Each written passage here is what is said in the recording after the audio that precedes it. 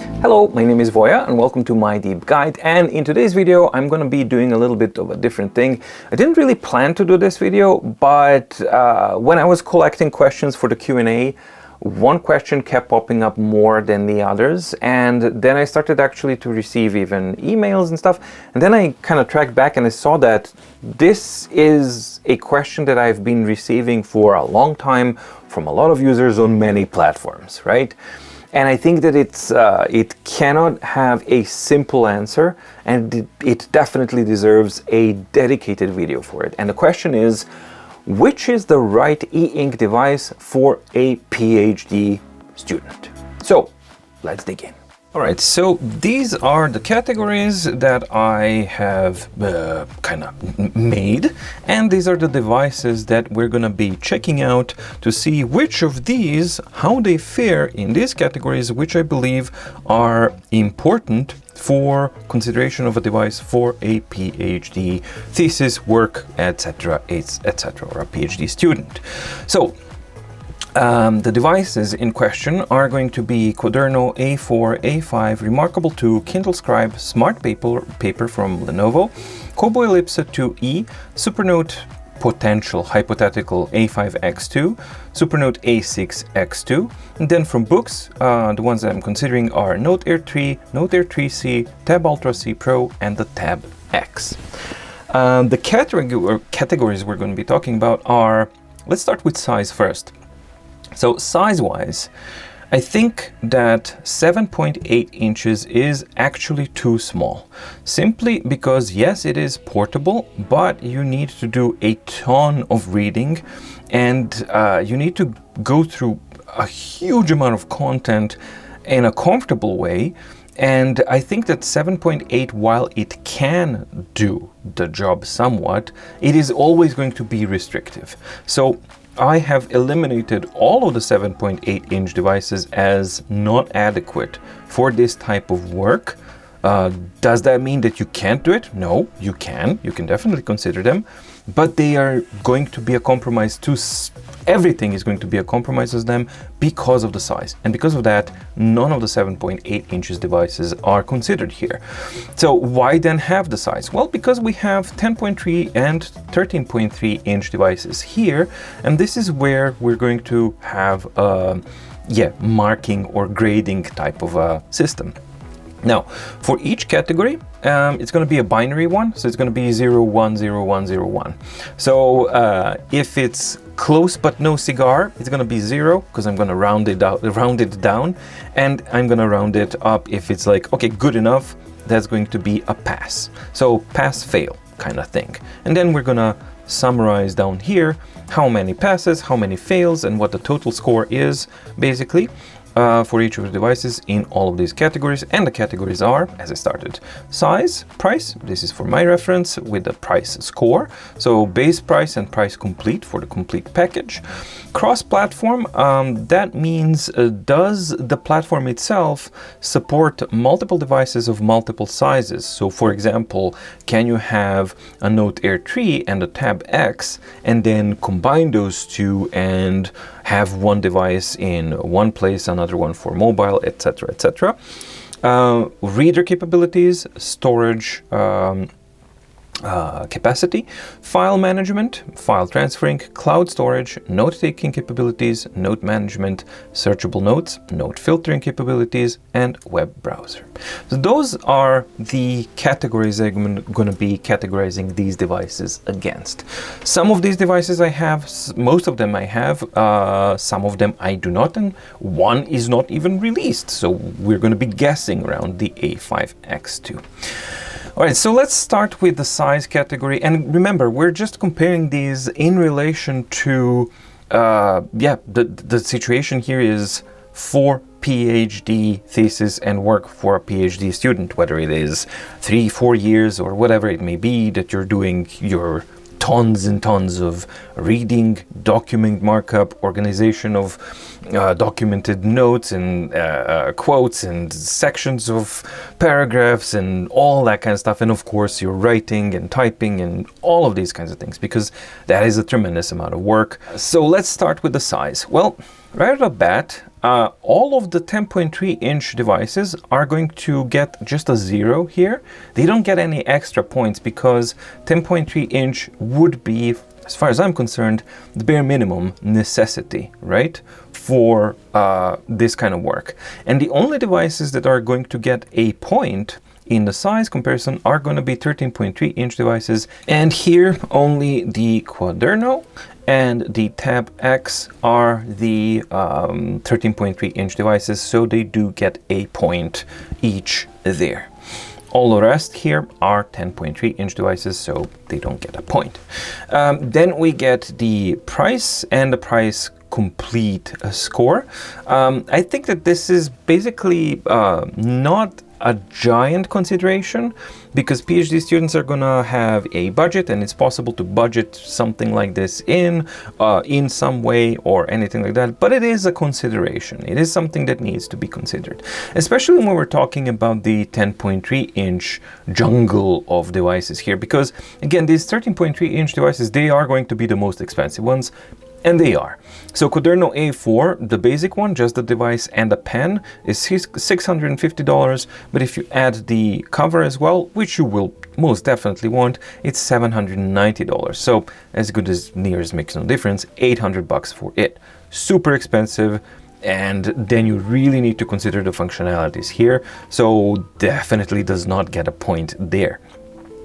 Tab X, even more expensive, and there's only one package to consider, and that's $880, and that's an all-inclusive one where you will actually get the device, you will get the flipbook cover, and you will get the standard pen. I believe that you get the standard pen or the pen, premium pen? I'm not really sure. I think you get a standard pen with it. So yeah, $880 for that one. Definitely more expensive, but definitely also more capable. Neither get a price score here. Then we get Quaderno A5, Remarkable 2, and all of these guys. And you can see the base price and or price, regular price and price complete. What does that mean? Well, in the Quaderno case, that would be device without the flipbook cover, device with the flipbook cover. In Remarkable 2 case, it would be the device with the basic stylus and no cover versus device with a type cover and the Uber powered up with the premium pen and the type cover. Then it's $627. So you have those kinds of differences: $378 versus $627. Quite a bit of a difference. Kindle Scribe, for example, you can now get like a 64 gigabyte package, which regularly costs $520 for $380, and that's an all-inclusive with a premium pen. So really kind of a big difference between these devices. Smart Paper, all-inclusive, $568. Kobo Ellipsa 2, all-inclusive, $395, regular. We don't have any idea how much A5X2 is going to cost, but my guess is that it's going to be around $100 more than what we have on the A6X2. And right now, A6X2, just the device and the regular push pen, is going to be $358, of course, tax and shipping on top. And if you add a flipbook cover, then it's going to be $407. So that means that probably Supernote is going to be around $500-ish range, which makes it an interesting proposition, but we need to wait until that actually comes out. Then we got the Boox devices, Note Air 3 as the most affordable one at $400. The device, the whole package with the standard pen, and if you want the Pen 2 Pro, then it's $448. Then you got Note Air 3C, $500 or $548 with the Pen 2 Pro. And then you got the Tab Ultra C Pro, which is $650 complete package with the normal flipbook cover, or $740 if you want the keyboard cover, which is ridiculously overpriced, but hey ho, that's what we get. So that's the price consideration. And when I'm thinking about the price score, I'm going to be thinking also as well as the functionalities that they add. So and what do you get for that money? And for me, the best deal currently that you get is most definitely Kindle Scribe, definitely gets a point. Remarkable doesn't get a point. Kobo Ellipsa 2e, while it is a good deal, it doesn't really provide you with much because it's kind of limited, but in that regards it would also need to get a point, because if Kindle Scribe is getting it, so it's going to be Kobo Ellipsa. Okay, fine. The Supernote A6, nope, it can't really get the point here.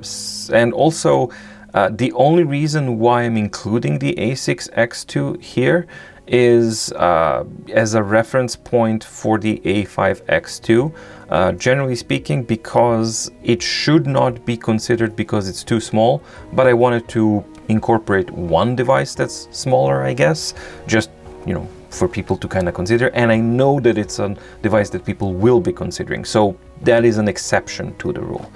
Then we got the Note Air 3, and for me, Note Air 3 absolutely gets a point. If I could give it 2 points, I would. Even though it is more expensive than the Kindle Scribe, for example, what you get for that price is just functionality-wise, and in this regard, way better. Note Air 3C, while it is an okay price, it's still not super justifiable when compared to the Note Air 3. Of course not for the C Pro, and these two monsters can't really get a point for that. All right, so that's the category I wanted to get out of the way, because it's just so much to explain and it's kind of boring, but it's necessary to actually go through. All right, now we get to the cross-platform functionalities, and yeah, the only ones that are going to get that are going to be Quadernos. Supernotes are going to also get a point there, because they can be, you can synchronize between multiple devices and the same account. And of course, all of the Boox devices get a point here as well, because you can use multiple devices on a same account and synchronize between them, which makes it actually quite a good thing if you have multiple workplaces, have multiple devices, etc., etc. So it is an important consideration. Then we get to probably the most important functionality for for a PhD student, and that is reader capabilities. This is the make it or break it for this type of use, and Quadernos fail in that regard, absolutely. Remarkable 2 is usable, but it does fail because it doesn't have robustness, and it doesn't have really proper way of organizing and categorizing and searching and filtering the what I call the document processing. Because for me, it's not enough just to highlight something and then to see it. I need to be able to highlight. I need to be able to add an annotation to that highlight or a note to that highlight. I need to be able to search those things and easily navigate through them and maybe even categorize them. And none of that is possible on this one, Remarkable 2, nope. Kindle Scribe, an absolute joke. I mean, probably Kindle Scribe and Kobo Ellipsa 2 are the absolute worst performance here, even though you can add a sticky note or something to it. I mean, Quadernos are limited, but these two, they are locked into their own ecosystem, and that makes them completely not something that you should consider for PhD work. So just kind of like stay away from that one. And in this case, I'm going to start writing zeros here, just so that I know in which line I am, so I don't have to go further away. I go from here, then it's going to be a bit more difficult. All right, so let's see. Kindle Scribe, a big fat 0. Smart Paper, while it does have some functionalities, it's still not enough for the level that you need for this type of use case scenario. As we said, Kobo doesn't have it. A5X2 or the Supernote platform. So in this case, I am able to select the text that I want, and once I select it, I can choose the underlining, and most importantly, I can add an annotation or a comment. And those are then searchable, and I can find these things. So that is the bare minimum that I think that you really need a device of this caliber to actually have that. So the Supernote platform does have that, and then therefore it gets a point. Both of them get a point there. Now, the absolute winner of this category, like by several categories above all of these, are going to be the Boox devices. So if they could get 2 points, I would give them, but that is not the way we are grading this. So all of the Boox devices do get a point, but it's an important consideration here. I'm just going to get a plus for them, simply for people to kind of know that these are the best devices for devices with best reader capabilities for PhD students. That's something that's a really important consideration. Now we get to the storage, and storage is not vitally important, but you do need considerable amount of storage, because you're going to have, if not hundreds of books and texts and pages, thousands and thousands and thousands of pages to actually go through and work with, and that can eat up a lot of storage. So I think that 32 gigs is sufficient for this kind of stuff. So any device that does have a 32 gig will get a point, and that would be a point for you, nope. None for the Remarkable 2, because it has measly not even 8 gigabytes. Kindle Scribe, depending on which version you get, but let's say 64 or 32 gig version, you have those, so you can do that. 64 gigs on Smart Paper. Kobo Ellipse, I believe, is 32 gigs. This is going to be 32 gigs, 32 gigs. This is going to be 32, 32, 64, and 128 gigs on the Tab X. So it gets a plus there, just so that people can keep that in mind. And also, I'm going to give plus to the devices that have an expandable micro SD card slot.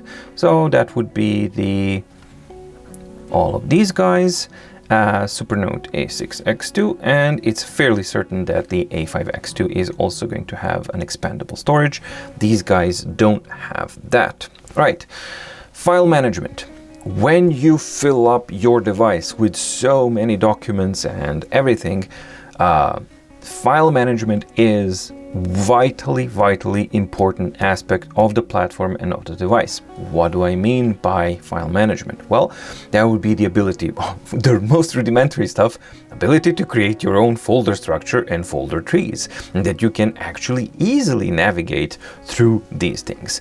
That is if I could give a minus point for Kindle Scribe and Kobo Ellipse, I actually would, and I can, because they are so bad that they warrant a point deduction in file management just because it is atrocious. It is a very bad experience on these two, and it is going to be a negative thing for this type of consideration. And here, most of them are going to have a good folder structure. So as long as you're able to create your own folder structure, you get a point, because it is an important thing to be able to do. Some of them do have a bit more capabilities, some of them have a bit less, but it's not such an important consideration. The differences are not that important. You can just, this is more of a binary thing, except in these two, which are actually really bad. Then we get to file transferring, and this is not just the basic ability, can you file transfer? In here, actually, I am going to give a negative point to Kindle Scribe, and I'll explain why. It's the ability for flexible and convenient methods of getting your files onto and off your device. And for anyone who knows how Kindle Scribe works, you will understand why it got a negative point. Because transferring files onto, especially off the device, is abysmal. The only way that you can do it on Kindle Scribe is send to Kindle and send via email, which have both limitations and unreliabilities and things like that. So that is a big fat negative point. However, not everyone is going to get a point here just because you can transfer files to and from it. It needs to be convenient. It needs to be easy. It needs to not require an app, and that you can actually just plug it in and transfer the device files easily on and off, etc., etc. Now, the points are going to go for the devices that support direct cable connection without internet connectivity. This is going to be important because it's not always guaranteed that you're going to be allowed to connect your device onto someone's network or anything like that. Maybe you're going to want to use this in a different way where it actually is required that the only acceptable way is to transfer via cable. And as such, that is such a primary requirement that is the only thing that you actually get a point for. So, after the recent update, Quadernos can finally do that. Before the update, it was only via app. You could still do the cable thing, but you had to have an app, but they had an update and now it's possible to do that. Remarkable 2 can do that, but it requires a web browser. And that is an iffy thing. So it is not going to get a point because it requires access via a web browser. You can't just plug it in and have it appear as a device and transfer files to and from it.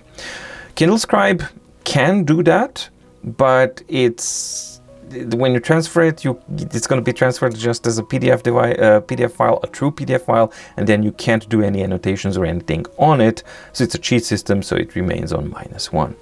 Smart Paper, I believe that it can do it. Kobo Ellipsa, I think, yes, it can do it. Supernote can, yes. And all of the Boox devices, they can fulfill this requirement. Then we have cloud storage, and that is the ability to connect to your regular cloud storage services, such as Google Drive, Dropbox, OneDrive, etc. And only the devices that have that ability are going to get a plus or a mark. So in here that was a 0. That was the only 0. Okay, so here we're going to have 0, 0, 1. Kindle Scribe, no, it cannot do that. Smart Paper, it can, but it's a paid service, so no. I mean, it can do it, but you have to pay for it. No thanks.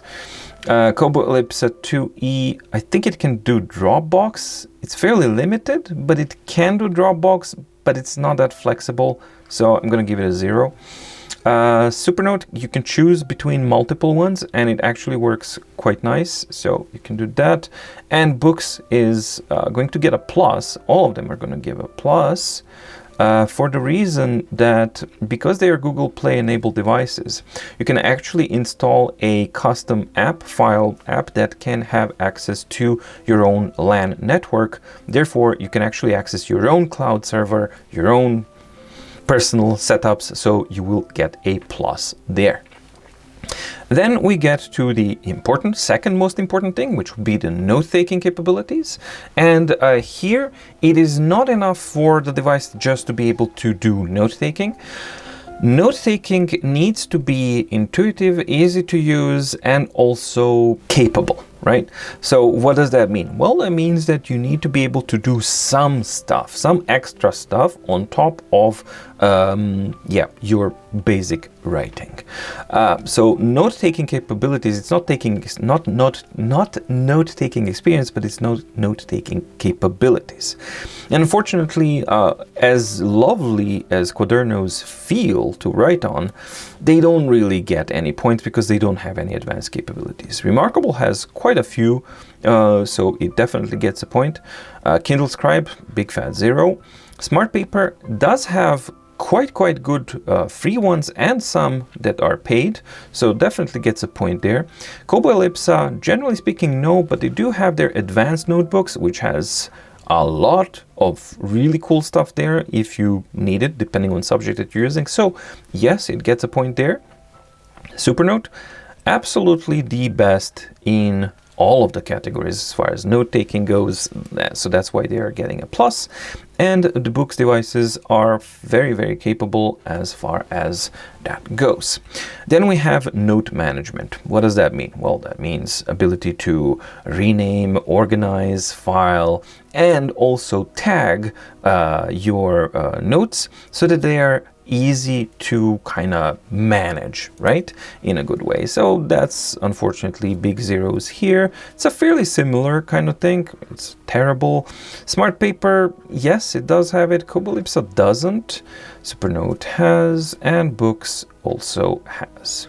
Okay, so we got this kind of system. Then we get to searchable notes, and this is an important one because you want to be able to easily kind of locate what it is that you're looking for. So we got no capabilities of searchable notes on majority of devices. Smart paper, I'm not really sure, but I think it's a paid service. So even if it is, it's a paid service, so no. Kindle, Kobo Ellipsa, can't remember.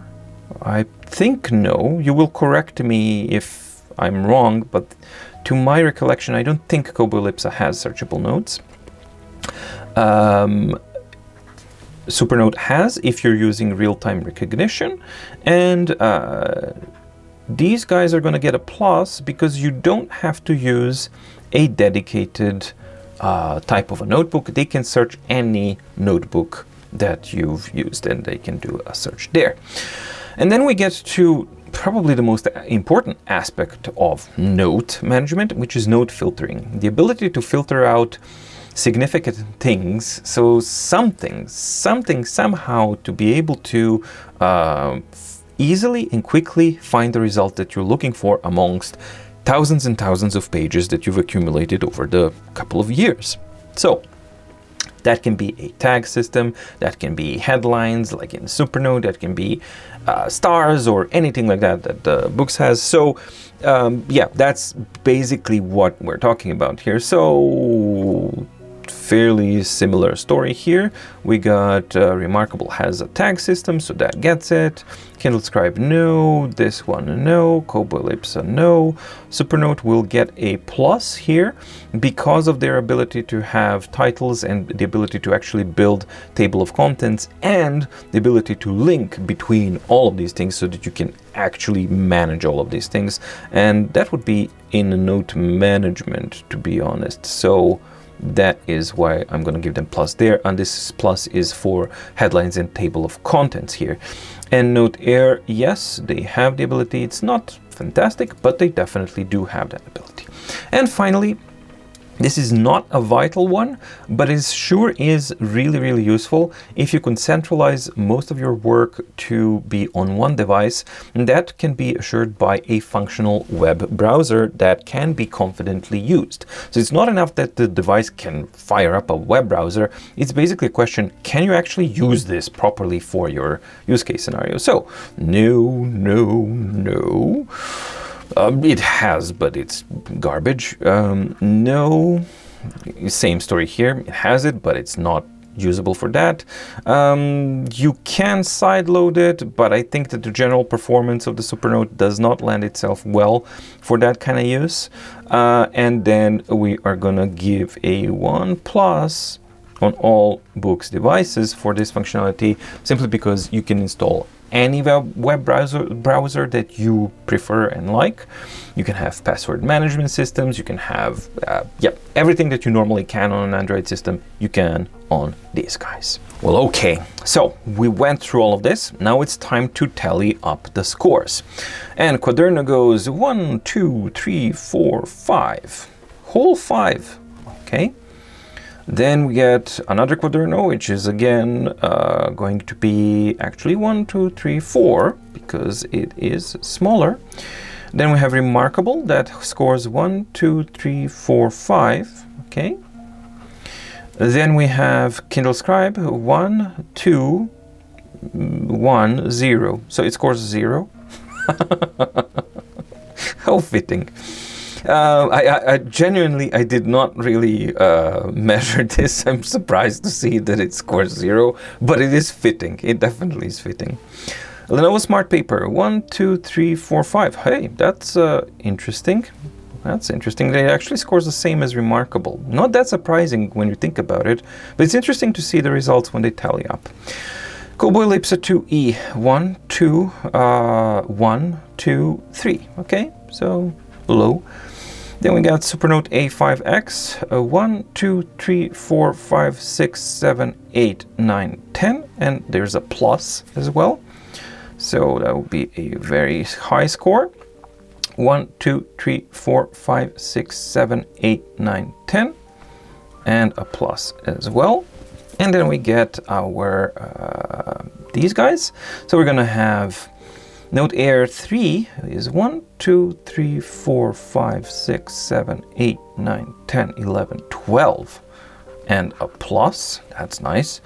1, 2, 3, 4, 5, 6, 7, 8, 9, 10, 11, and a plus. For Note Air 3C, Tab Ultra C Pro gets the same thing, so 11 plus. And then we get Tab X, 1, 2, 3, 4, 5, 6, 7, 8, 9, 10, 11, 12. Yes, 12 plus. Okay, so the tallied up scores are, on number 1 place, it would be Boox, and it's going to be either Tab X or Note Air 3, because they both scored at 12 plus. And I can't say that I'm surprised, because this does make a ton of sense. There are, of course, some additional things that are benefited here, like battery life, but the battery life is not really crucial for this kind of thing, especially for most of them have a really good battery life, except for the BSR enabled devices, but they can also do easily a full day of work, so that's why it's not such a big deal. On number 2, we can still have Boox, but this time we have the Note Air 3C or the Tab Ultra C Pro. That's a dumb name. 11 plus, so very close second place for these two.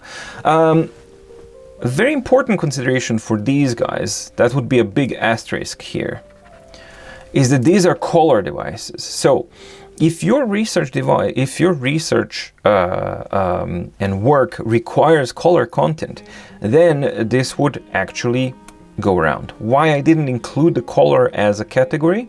Because this will depend on what it is that you're doing. The color will not be relevant for every subject matter or something like that, but it most definitely will be viable and important for some. So this is basically, I would consider, these are your number 1 for color, 1C. Let's actually put it like this. So number 1 device overall and number 1 color devices for your considerations. So that would be your choices. Then in the second place, it would be the Supernote A5X2 when it comes out, hypothetically. We don't really know yet how it's going to be. But despite its small size, because of auto rotation and because of the capabilities and everything that it actually has, Supernote A6X is a viable option, but you do have to keep in mind that the size is going to be a limitation, so something definitely to keep in mind, but it is a worthy contender and something that's worth your consideration until, of course, A5X2 comes out. And then let's see, generally I have no idea who is on the third spot. In the third place, so this was 10 plus. So we have 12, 11, 10, and then the next one would be, that's a huge gap. So in the third place, we have a giant gap between the second and third place. And third place would be like, you can consider it, but you're gonna have to can accept some severe limitations and some headaches if you choose to use these devices. And I'm going to say what they are going to be as I list them. So we have Quaderno A4 Gen 2. Then we have Remarkable 2, and we have Smart Paper. All right, so limitations that you can expect from these. Quaderno A4 has a very, very limited reader platform, and it has a weak battery life if you use Wi-Fi. So you really want to turn off Wi-Fi on this one to be able to kind of use it confidently throughout the day. But yeah, reader capabilities kind of limited. Then again, the quality of the screen, the real estate, the ease of use, I mean, it is probably the easiest on the eyes of all of these devices. It just genuinely does feel like a piece of paper. And for that, it's wonderful to spend multiple hours, like dozens and dozens and dozens of hours of reading through material. And if all you need is just highlighting and marking up notes, and you don't really need to do automated searches, categorization of these things, and you want to manually sift through all that, well, Quaderno can actually do that. Similar thing applies to Remarkable 2 as well, except that it is a little bit more capable than the Quaderno A4, but not by a lot. On Remarkable 2, the biggest limitation that you're going to have is that you're locked into their ecosystem, and you're going to have to use their app at some point or another. So you will need additional stuff in order to get the ecosystem to kind of work properly. And also you have that severe limitation of the space that's there. Now, granted, we do have archive functionality now since the latest update, but that's not really something that you can apply it, but it's not ideal. It's not an ideal option to use it on that. And plus, you will want to have a Connect subscription, because the 50-day thing on a PhD thesis thing, that's going to become a real thing where they delete your files from the server if they're not accessed in 50 days. That's a giant thing. So Remarkable 2 needs to come with the Connect subscription if you want to consider it for that type of use, and that's another negative 2 kind of thing. And then you have Smart Paper, which is a little bit more capable than Remarkable 2. Actually, in some aspects, quite a lot more capable. Plus, it has a front light, which is a nice plus. It's not a requirement, but it's a nice plus. It has a majority of functions, but majority of them are super great, but you got to pay extra for them, and the pay method is ridiculous. And the paywall is definitely something that you have to kind of consider, and not available in the US, which is a huge, huge negative point. So, in all reality, I don't recommend any of these three. So the third place, I do not recommend it for this type of use. I've just mentioned them here so that you know, if you are considering them for one reason or another, yes, they could do it, but with severe limitations.